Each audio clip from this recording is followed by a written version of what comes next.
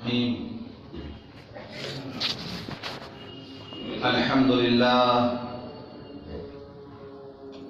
لله رب العالمين، والصلاة والسلام على سيد الأنبياء والمرسلين وخاتم النبيين سيدنا محمد وآله وصحبه أجمعين، ومن تبعهم بإحسان ودعا بدعوتهم إلى يوم الدين. أما بعد، قال الله سبحانه وتعالى في القرآن المجيد والفرقان الحميد: أعوذ بالله من الشيطان الرجيم، بسم الله الرحمن الرحيم. وما أرسلناك إلا رحمة للعالمين. صدق اللہ العظیم. محترم بزرگوں، دوستوں اور دینی بھائیوں،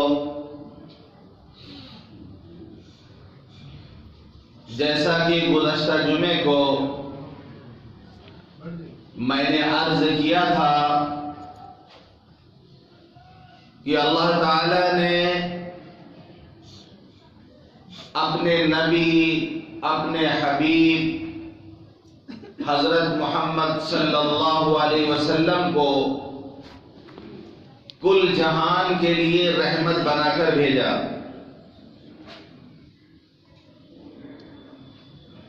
آپ سارے جہان کے لیے عمومی رحمت بن کر تشریف لائے اور اپنی اس امت کے لیے خصوصی رحمت بن کر تشریف لائے. آپ کی رحمت للعالمین سے ہر ایک نے حصہ پایا. والدین نے، اولاد نے، شوہر نے، بیوی نے، پڑوسی نے، یتیموں نے، بیواؤں نے، کمزوروں نے، ہر ایک کو آپ کی رحمت للعالمین کا کچھ نہ کچھ حصہ ملا. کہ علامہ حالی نے کہا کہ وہ نبیوں میں رحمت لقب پانے والا، وہ نبیوں میں رحمت لقب پانے والا، مرادیں غریبوں کی بر لانے والا، مصیبت میں غیروں کے کام آنے والا، وہ اپنے برائے کا غم کھانے والا، فقیروں کا ملجا، ضعیفوں کا ماوا، یتیموں کا والی، غلاموں کا مولا، خطا کار سے درگزر کرنے والا، بداندیش کے دل میں گھر کرنے والا، مفاسد کو زیر و زبر کرنے والا، قبائل کو شیر و شکر کرنے والا، اتر کر حرا سے سوئے قوم آیا اور نسخے کی میاں ساتھ لایا. وہ نبیوں میں رحمت لقب پانے والا. تو نبی رحمت کی رحمت للعالمین سے ہر ایک نے حصہ پایا. اس کی کچھ مثالیں ہم نے گزشتہ جمعے کو دی تھی. آپ کی رحمت للعالمین سے بڑوں نے حصہ پایا، چھوٹوں نے حصہ پایا. کہ آپ نے فرمایا: من لم یرحم صغیرنا ولم یعرف شرف کبیرنا فلیس منا. کہ جو چھوٹوں پر رحم نہ کرے اور بڑوں کا اکرام نہ کرے وہ ہم میں سے نہیں ہے. جو چھوٹوں پر رحم نہ کرے اور بڑوں کا اکرام نہ کرے وہ ہم میں سے نہیں ہے.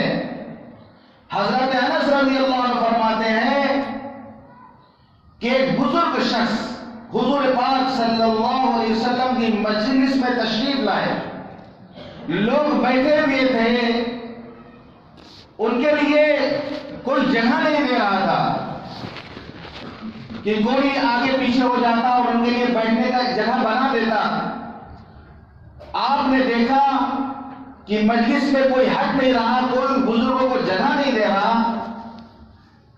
آپ نے فرمایا: لیس منا، من لم یرحم صغیرنا ولم یوقر کبیرنا، کہ وہ ہم میں سے نہیں ہے جو چھوٹوں پر رحم نہ کرے، بڑوں کی عزت نہ کرے۔ آپ نے فرمایا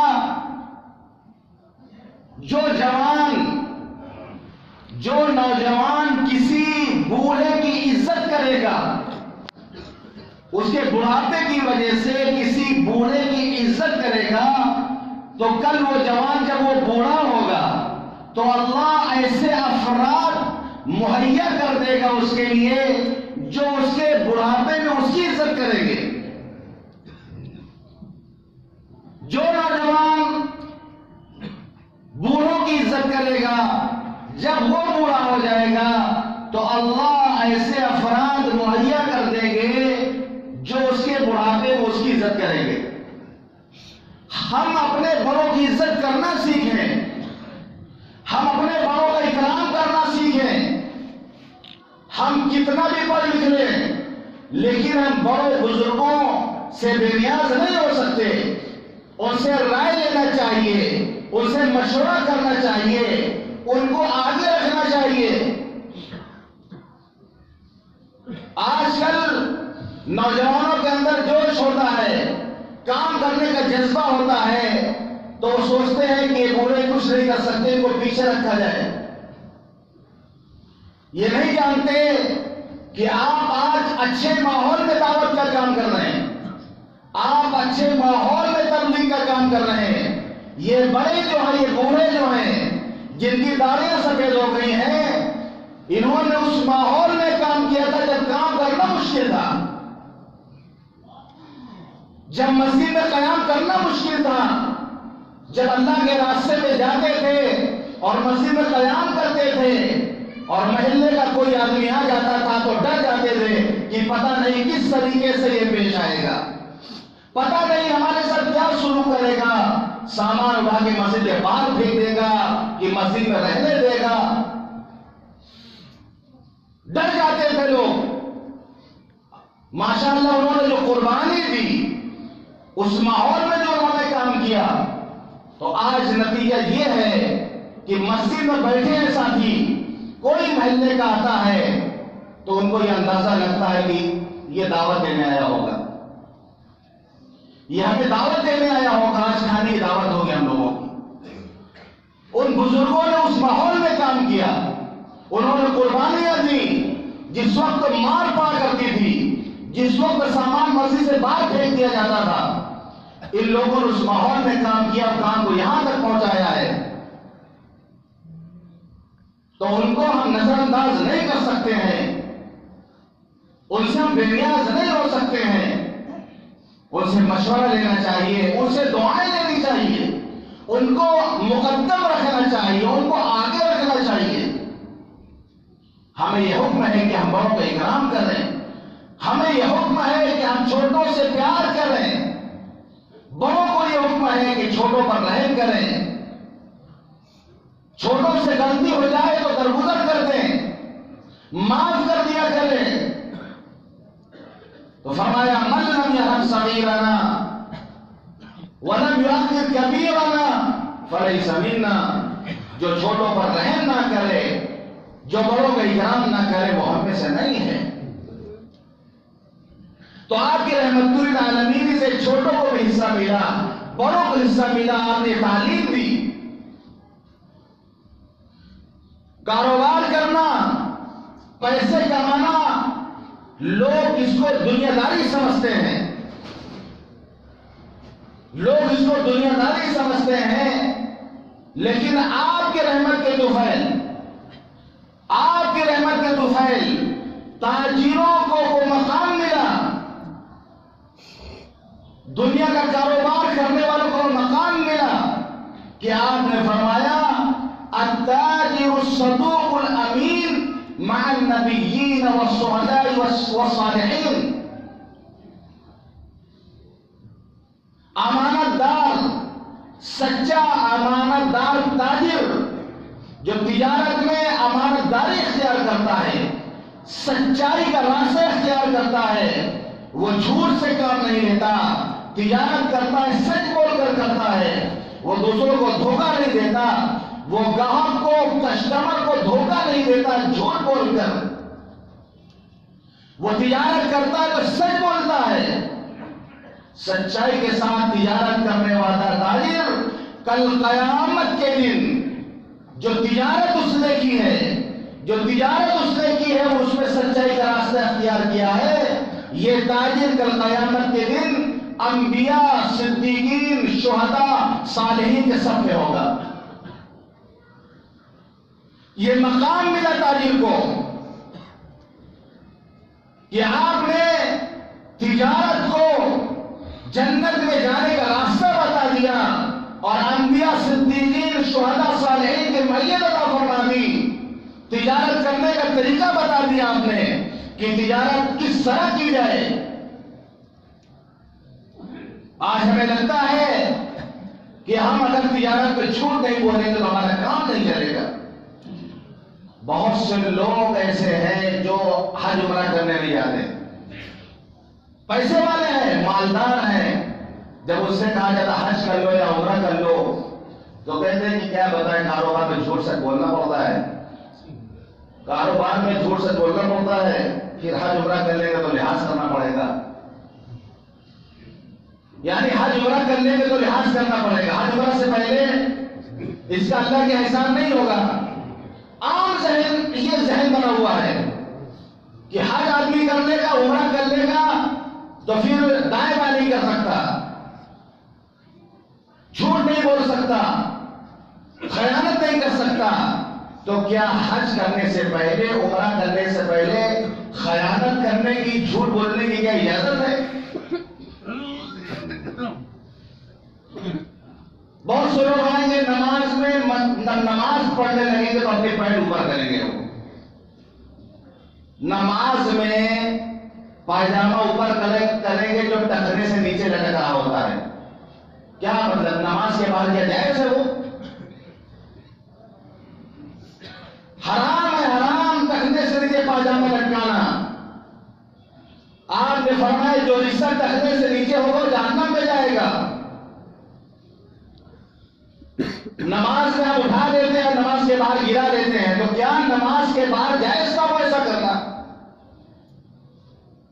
یہ جو ذہنیت ہماری بن گئی ہے کہ مسجد میں ہم مسلمان، مسجد میں ہم ایماندار، مسجد میں ہم سچے، اور مسجد سے باہر نکلیں گے تو ہم جھوٹ بولتے ہیں، ہم خیانت کرتے ہیں، ہم بے ایمانی کرتے ہیں، یہ ذہن بن گیا ہے کہ مسجد میں آئیں گے تو ہم سچے مسلمان بنیں گے اور باہر جب نکلیں گے تو ہم آزاد ہو جائیں گے۔ یہ ذہنیت نکال دیجیے۔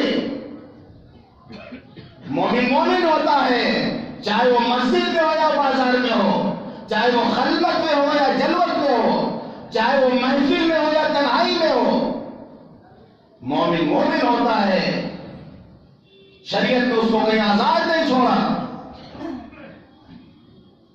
تو آپ نے فرمایا سچا ایماندار تاجر کل قیامت کے دن انبیاء، صدیقین، شہداء، صالحین کے ساتھ ہوگا۔ جو کسان، جو مزدور کام کرتے ہیں، جو مزدور طبقہ جو کام کرتا ہے، اس کو بھی رحمت للعالمین اس حصہ ملا۔ آپ نے فرمایا مزدور کا پسینہ خشک ہونے سے پہلے اس کی مزدوری دے دو۔ ہے دنیا کا کون قانون جو یہ تعلیم دیتا ہو؟ کون قانون ایسا ہے؟ یہ انسانیت کا قانون سنیں، اس نبی رحمت کی زبانی سنیں۔ آپ نے فرمایا مزدور کا پسینہ خشک ہونے سے پہلے اس کی مزدوری دے دی جائے، ٹال مٹول نہ کی جائے کہ کام پورا کروا لیا اور دینے کے ٹائم میں جان نکل رہی۔ معاملات پہلے طے کر لیں، پیسہ پہلے طے کر لیں، کام مکمل ہو جائے پیسہ اس کے ہاتھوں میں دے دیں۔ یہ نہیں کہ ہاوڑا اسٹیشن سے رکشہ پہ بیٹھے اور جب اسی مارکیٹ کے قریب آ گئے تو رکشہ والے سے کہے کہ بھائی پیسہ ابھی سے طے کر لو، نہیں تو اتار دو ہم کو یہیں پر۔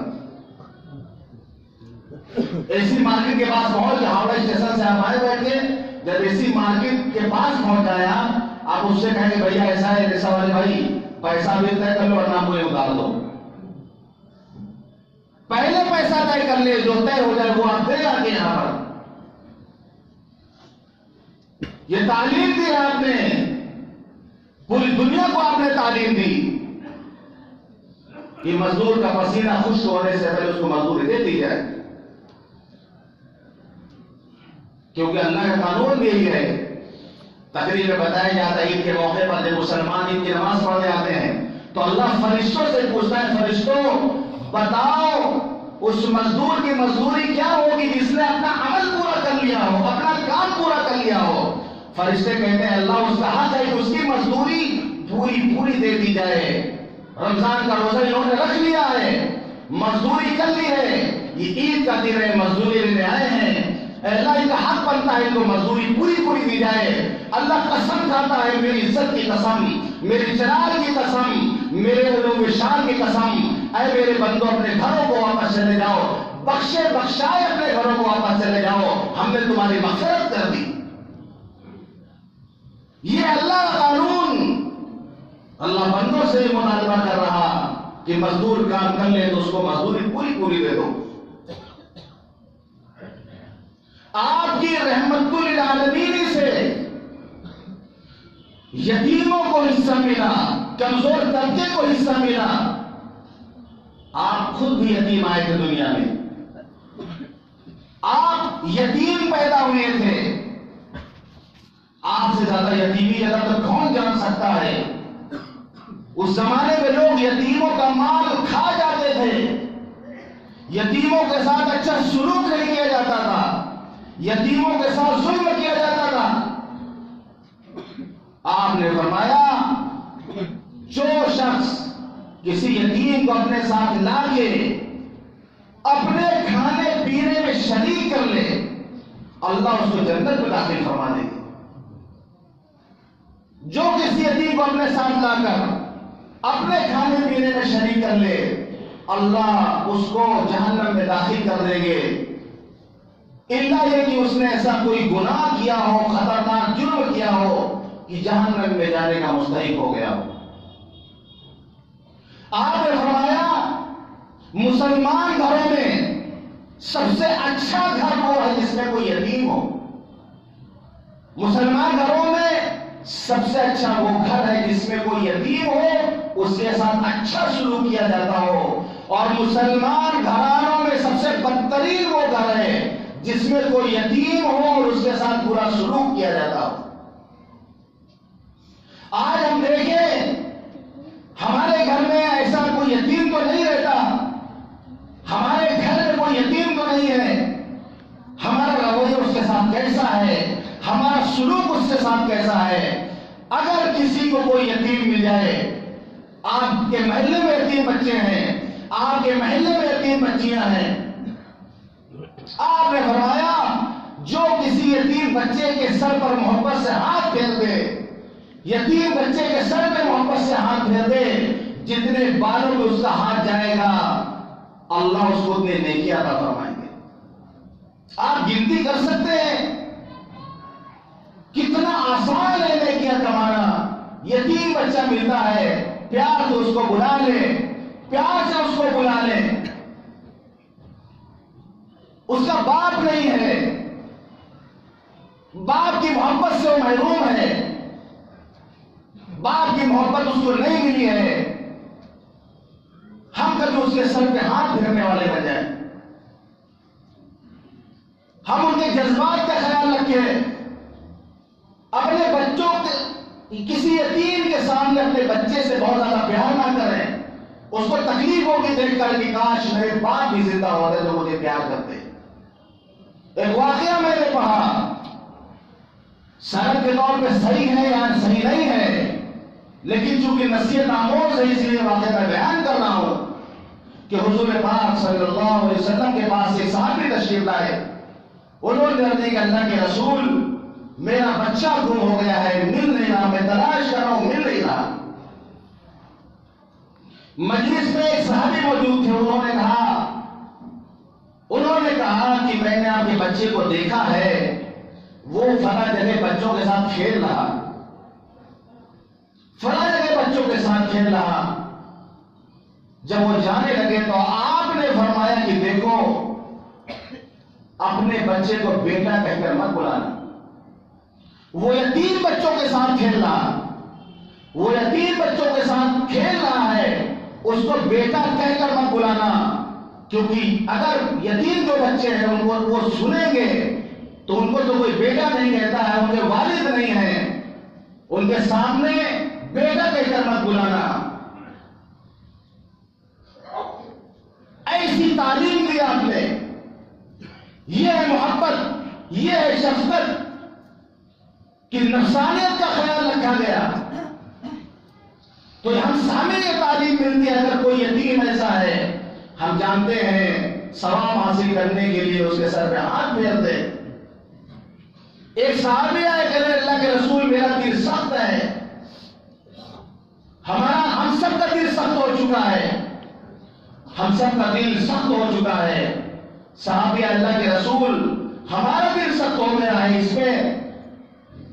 آپ نے فرمایا یتیموں کے سر پہ ہاتھ پھیرا کرو، یتیموں کے سر پہ ہاتھ پھیرا کرو، مسکینوں کو کھانا کھلائے کرو۔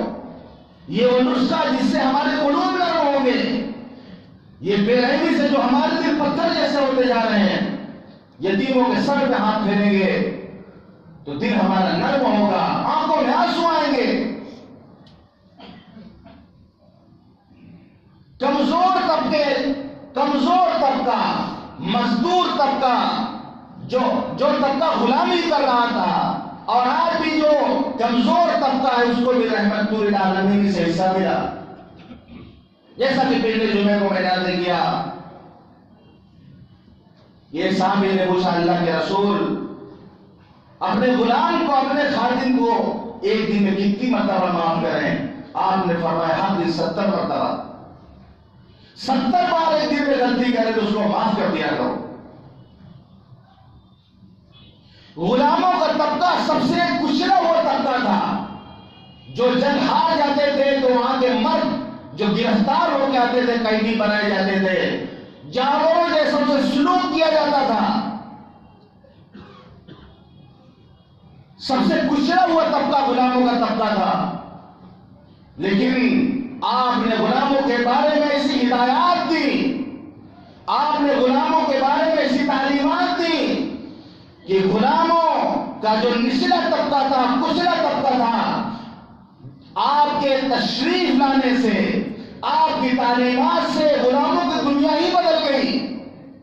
پھر ان غلاموں میں کتنے علماء پیدا ہوئے، ان غلاموں میں کتنے وقت کے بادشاہ پیدا ہوئے، ان غلاموں میں کتنے حکمراں بنے، یہ سب آپ کی رحمت للعالمین کا حصہ ہے۔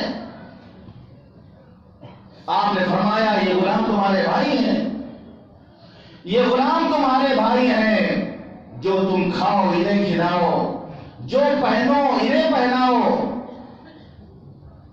حیثیت سے زیادہ، طاقت سے زیادہ ان پر بوجھ مت ڈالو، اگر کبھی ایسی ضرورت پڑ جائے بوجھ اٹھانے کی تو ان کی مدد کر دیا کرو۔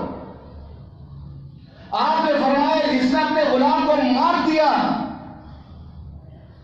تو اس کا حق ہے کہ اس کو آزاد کر دے۔ حضرت ابو مسعود انصاری رضی اللہ عنہ کہتے ہیں کہ میں اپنے غلام کو مار رہا تھا، پیچھے سے آواز آئی کہ اے ابو مسعود، اے ابو مسعود سن لو، اللہ تم پر اس سے زیادہ قدرت رکھتا ہے جتنا تم اس غلام پر قدرت رکھتے ہو۔ تم مار رہے غلام کو، جتنا تم اس غلام میں قدرت رکھتے ہو اس سے زیادہ اللہ تم پر قدرت رکھتا ہے۔ سوچنے والی بات ہے، اللہ قدرت رکھتا ہے، ہماری غلطیوں کی سزا نہیں دیتا ہے، معاف کر دیتا ہے جب ہم معافی مانگتے ہیں۔ فوراً انہوں نے کہا اللہ کے رسول میں اپنے غلام کو آزاد کر دیتا ہوں۔ آپ نے فرمایا اگر تم ایسا نہ کرتے تو جہنم کی آگ تمہیں چھو لیتی۔ انہوں نے آزاد کر دیا غلام کو اسی وقت۔ آپ نے فرمایا وہ رسول اگر تم ایسا نہ کرتے تو جہنم کی آگ تمہیں چھو لیتی۔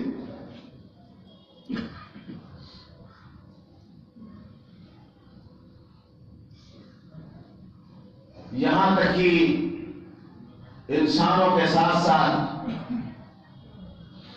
انسان تو اشرف المخلوقات ہے، جانوروں کو آپ کی رحمت للعالمین کا حصہ ملا۔ جانوروں کو بھی آپ نے حقوق دیے، جانوروں کو بھی حق ملا کہ آپ نے فرمایا فی کل ذات کبد رطبۃ اجرا، ہر جاندار کے ساتھ اچھا سلوک کیا جائے اس پر اجر ملتا ہے۔ آپ نے دیکھا ایک اونٹ بھوک کی وجہ سے اس کا پیٹ کمر سے لگ گیا تھا، بھوک کی وجہ سے اونٹ کا پیٹ کمر سے لگ گیا تھا۔ آپ نے اس اونٹ کو دیکھ لیا، آپ نے اسی وقت فرمایا کہ لوگوں ان بے زبان جانوروں کے بارے میں اللہ سے ڈرو، ان بے زبان جانوروں کے بارے میں اللہ سے ڈرو۔ جب ان پر سوار ہو تو اچھی حالت میں سوار ہو، اور جب انہیں چھوڑو تو اچھی حالت میں چھوڑو۔ اگر تم ایسی کہیں اترو، قیام کرو جہاں گھاس ہو یا چرنے کی جگہ ہو، تو جانوروں کو ان کا حصہ دے دو کہ وہ بھی چر لیں، وہ بھی آرام کر لیں۔ یہاں تک کہ آپ نے بتایا، بہت مشہور ہے، بخاری شریف کی روایت ہے کہ ایک عورت نے، فاحشہ عورت نے پیاسے کتے کو پانی پلا دیا، اللہ نے اس کو جنت میں داخل فرما دیا۔ ایک بوڑھی عورت نے بلی پال رکھا تھا، اس کو بھوکا پیاسا مارا، اللہ نے اس کو جہنم میں داخل کیا۔ یہاں تک آپ نے فرمایا ما من مسلم یغرس غرسا او یزرع زرعا فیاکل منه طیر او انسان او بہیمۃ الا کان له بصدقہ۔ کوئی مسلمان درخت لگائے یا کھیتی کرے، مسلمان کوئی پھلدار درخت لگائے یا کھیتی کرے، تو اس درخت میں سے، اس کھیتی میں سے اگر کوئی انسان کھا لے، کوئی پرندہ کھا لے، کوئی جانور کھا لے، یہ اس کے لیے صدقہ ہو جاتا ہے۔ اگر کھیت جانور چل لے، اگر پرندہ کے بالیاں نوچ کے کھا لے، تو کسان کے لیے یہ صدقہ ہو جاتا ہے، اس کا وہ پھل، اس کا وہ دانہ ضائع نہیں گیا، اس کو اللہ صدقے کا ثواب عطا فرماتا ہے۔ یہ تعلیم دیا آپ نے، جانوروں کے حقوق آپ نے دیے، انسانوں کے حقوق کے ساتھ جناتوں کے حقوق آپ نے بتائے۔ آپ نے فرمایا ہڈی سے استنجا نہ کیا کرو، یہ تمہارے بھائی جنوں کی خوراک ہے، وہ ہڈی کھاتے ہیں تو ہڈی سے استنجا نہ کیا کرو۔ نباتات کو حصہ ملا، آپ نے فرمایا پھلدار درختوں کو مت کاٹو، سایہ دار درخت کے نیچے بیٹھ کر پیشاب پخانہ نہ کیا کرو۔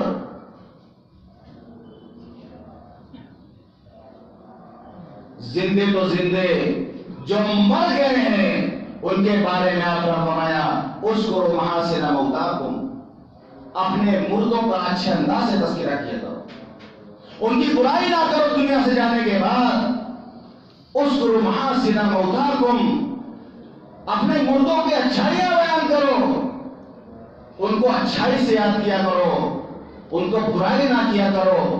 دنیا سے چلے گئے، اب تو بدلہ بھی تم سے نہیں لے سکتے، آ کر ان کو اچھائی سے ان کو یاد کرو۔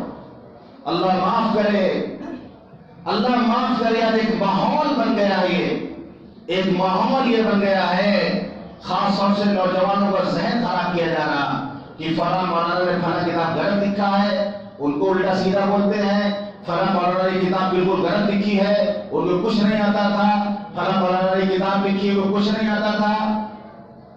بڑے بڑے شیخ الحدیث، بڑے بڑے علماء، جلیت علماء کی آج نئی نسل برائیاں کر دی گئی، جن کو ابجد کی الف بھی نہیں آتی، جن کو نورانی قاعدے کا الف بھی نہیں پانا صحیح سے آتا، جو عربی کی عین سے بھی واقف نہیں ہے، وہ بڑے بڑے علماء کو برا بھلا کہہ رہے ہیں۔ ایک ذہن بنایا جا رہا ہے، دشمنوں کی طرف سے ذہن بنایا جا رہا، فلاں کتاب غلط نہیں تھی، فلاں علی کو علم نہیں تھا، فلاں وہ کچھ نہیں آتا تھا. تلک امۃ قد خلت لها ما کسبت ولکم ما کسبتم. پہلا پارا یہاں پہ ختم ہوتا ہے، پڑھ لو اس کا ترجمہ جا گیا. وہ امت تھی چلی گئی، انہوں نے جو کیا ان کو ملے گا. تلک امۃ قد خلت لها ما کسبت، انہوں نے جو کچھ کیا وہ ان کے ساتھ، وَلَكُمْ مَا كَسَبْتُمْ، تم جو کرو گے تمہارے ساتھ ہوگا. وہ لوگ تھے، ان سے جو ہو سکا انہوں نے کیا. آپ کام کو آگے بڑھائیں، جو ان کی وراثت ہمیں ملی ہے اس کو آگے بڑھانے کی کوشش کریں. تنقید کرنا سب سے آسان کام ہے، دوسروں پر تنقید کرنا سب سے آسان کام ہے. نہ پڑھنے کی ضرورت ہے، نہ مطالعہ کرنے کی ضرورت ہے. کسی کو برا بھلا کہنے میں کون سی پڑھائی کی بہت ضرورت پڑتی ہے؟ تقریر میں برا بھلا کہے، کوئی مطالعہ نہیں کرنا. ہم کو اگر فلاں ایسا ہے، فلاں ایسی تیسی، اور فلاں ایسا ہے، فلاں ایسا، آپ کو برائی کرنا ہو تو صبح سے پڑھنے پانی کرنے کی کیا ضرورت ہمیں؟ ہم یہاں جمعہ میں آ کے بیٹھے کرسی پر اور الٹا سیدھا پڑھنے لگے ہیں. اس کے لیے کون ہم کو علم کی ضرورت ہے؟ کون سے ہمیں پڑھائی کرنے کی ضرورت ہے؟ تنقید کرنے کے علم ضروری نہیں ہے. تنقید کرنا سب سے آسان کام ہے، اپنی اصلاح کرنا سب سے مشکل کام ہے. ہم سب اصلاح کے محتاج ہیں اور اپنی اصلاح کی فکر نہیں کرتے، صرف دوسروں پر تنقیدیں کیا کرتے ہیں کہ فلاں ایسا ہے، فلاں ایسا ہے، فلاں یہ کرتا ہے، فلاں وہ کرتا ہے. جو خود بیمار ہو، خود بڑے مرض میں مبتلا ہو، ڈاکٹر نے خطرہ ظاہر کر دیا ہو، وہ دوسروں کو دیکھتا پھرے گا کہ اس کو چھینک زیادہ آتی ہے، اس کو نزلہ ہے، یہ کھانسا کرتا ہے مسجد میں، یہ اپنا علاج نہیں کرتا جا کے، وہ اپنا علاج نہیں کرتا جا کے، وہ اپنا علاج نہیں کرتا جا کے. ارے اپنے آپ کو دیکھو کہ کینسر کے مرض میں مبتلا ہو، اپنے آپ کو دیکھو ٹی بی کے مرض میں مبتلا ہو، اپنے علاج کی فکر کرو. اس کو چھینک آ رہی، وہ کھانس رہا، وہ ٹھیک ہو جائے گا وہ. لیکن آدمی دوسروں کی فکر میں، دوسروں کے چکر میں زیادہ رہتا ہے.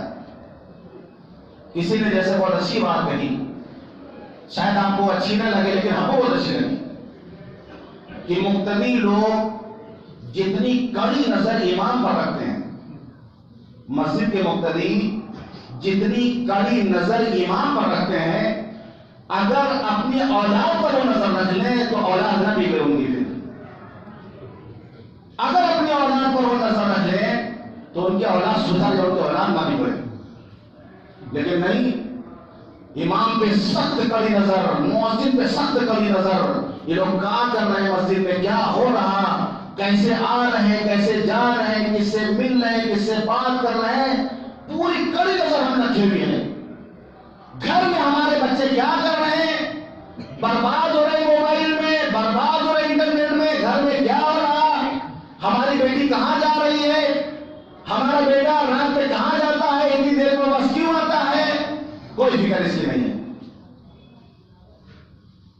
اپنے آپ کو دیکھیں. اللہ فرماتا ہے یا ایھا الذین آمنوا قوا انفسکم واہلیکم نارا، اے ایمان والو اپنے آپ کو اور اپنی اولاد کو جہنم کی آگ سے بچا لو.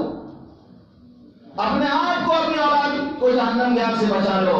امام جو کرے گا اللہ کیا اس کو حساب دینا ہوگا، مؤذن جو کرے گا اللہ کیا اس کو حساب دینا ہوگا، عالم جو کرے گا اللہ کا حساب دینا ہوگا. آپ سے اس کے بارے میں اللہ سوال نہیں کرے گا. آپ کو اپنا حساب دینا ہے. آپ اپنی فکر کریں، آپ اپنی اصلاح کی فکر کریں. آپ کے ماتحت جو لوگ ہیں آپ ان کی اصلاح کی فکر کریں، اپنے گھر والوں کی فکر کریں، اپنی اولاد کی فکر کریں جن کے بارے میں کل آپ سے پوچھا جائے گا. تو اللہ تعالیٰ نے حضور پاک صلی اللہ علیہ وسلم کو رحمت للعالمین بنا کے بھیجا. تو آپ کے رحمت للعالمین سے ہر ایک نے حصہ پایا، پوری دنیا نے حصہ پایا. آپ کی ایسی تعلیمات ہیں کہ کاش کہ آج کے مسلمان، کاش کہ اگر آج کے مسلمان ان پر عمل کر لے اور نمونے لوگوں کے سامنے آ جائیں تو دنیا کا مزاج بدل جائے، دنیا کا رنگ بدل جائے، دنیا کا نظام سدھر جائے۔ حضور پاک صلی اللہ علیہ وسلم جو تعلیمات لے کر کے آئے، اللہ تعالیٰ ہم سب کو تعلیمات پر عمل کرنے کی توفیق عطا فرمائے۔ وآخر